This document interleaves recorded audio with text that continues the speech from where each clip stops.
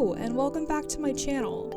I'm Mars and today we are going to be drawing the third installment of my Infinity Nikki series, Life is a Poem. I know, I missed a few of the best banners we've gotten, those being version 1.10's Rainfall and Blossoms and 1.11's Nameless Selfless. These banners were absolutely gorgeous and I think some of my favorites of all time, so they would have been perfect for me to draw, but for reasons that I'll get more into later, I'm a little bit behind. I almost decided to drop this series completely, but I love this outfit so much, and I had enough of a break since the last one that I decided now was the perfect time to continue. So here is Life is a Poem. She's cute, she's a fairy, the ability is great, I had to draw her, how could I not? When I first saw the teasers, I thought the hair was way too similar to Flutterstorm's.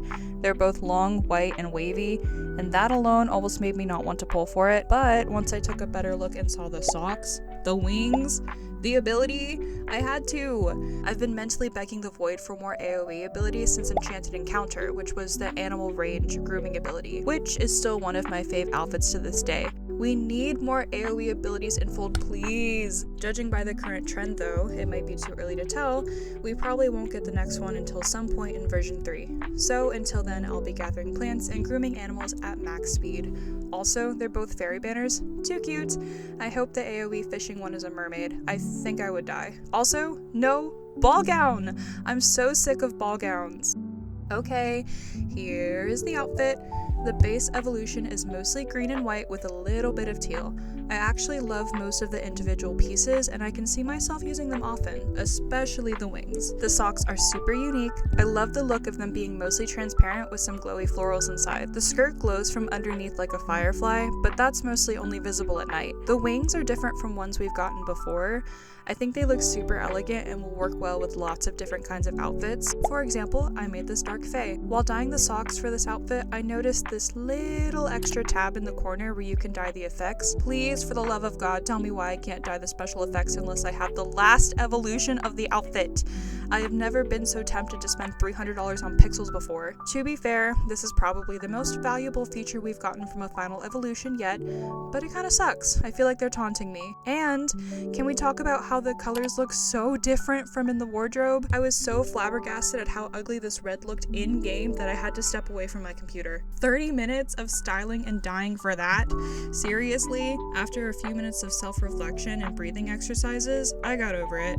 I mean, just look at those wings. This is my first time waiting until after I pulled on the banner to draw the outfit. This pose literally would not have been possible otherwise. My laptop was running the whole time I was drawing so I could zoom in on all the little details and it was struggling. Babe was hot. I checked temps and at one point it was running at like 90 degrees, but it made drawing this outfit so much easier. I will not be going back. So let's get serious for a sec. For my past 2 videos in this series, I was trying to finish them as fast as possible so they would be posted right as the update launched, which I think made this project borderline unenjoyable. I was trying to draw an entire piece with just the teaser pics and then record the game footage and edit an entire video as fast as humanly possible. There are so many little details in the 5-star banners. Like, it's impossible to illustrate it properly without being able to zoom in and dissect them. Forever Bond is the best example of this problem because I had no idea how the sleeves were constructed in relation to the dress at first. It wasn't until after I got the outfit and could take a proper look at it that I found out the sleeves were part of a jacket and not the dress itself. Will I be redrawing her though?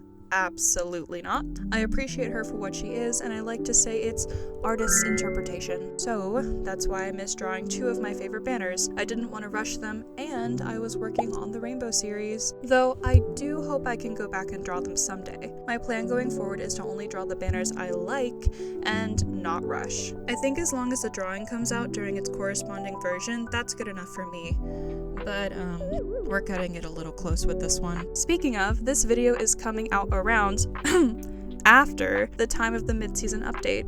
So we have the 4-star banners. I love them so much. Dancing Pearl is a precious spider-themed ballerina, and she goes perfectly with that new set piece in the shop. Solitary Silhouette has that super cool bird mask and boots that I need. I'm gonna be pulling on both of them, and if I have any leftover diamonds, which looking at my stash I probably won't, then I might go back and try to get enough of the 5-star for Momo's cloak and maybe the set piece. I normally like to have them, but lately I haven't been using them as much.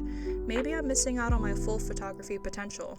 We may never find out. As for the drawing, I wanted to go for a cute, chill, fairy in the forest vibe, kinda similar to the teasers but with my own spin. I tried to pick a pose to show off those wings because they are my favorite part. I love the firefly motif, so I made sure to make her butt glow too, just like in the game. I decided to try a new technique than how I normally draw. I learned during Echoed Dreams that trying to draw in every little detail with the pencil brush, kinda hard. I end up missing a lot of small bits and take way too long doing the line art, just to end up drawing over it in the end. So this time I decided to paint over my rough sketch. This is a technique that a lot of digital artists I admire do, but I haven't had the patience to properly do it myself. I will say though, it was so fun. It's satisfying seeing the messy sketch and base colors slowly turn into a clean, finished illustration. It's like my brain's version of those soap cutting videos mixed with a puzzle. I've even started using this technique on other new pieces. I think I've mentioned it before, but I absolutely despise doing line art. I think it turns my sketch into a stiff and lifeless version of itself. Maybe I just need to practice more, but for now I'm gonna stick to painting. The background was heavily inspired by the promo pics. Having her in a night scene let me show off her glowing elements like the skirt and fireflies. Drawing the grass was surprisingly relaxing. I think it turned out kind of similar to a storybook aesthetic. And you may notice I changed the makeup. I chose to mix elements from the banner's Ocean Blessing and this new set from the shop because, well, yeah, that wasn't the move. I'm a dark lipstick girly myself, so this was the obvious choice.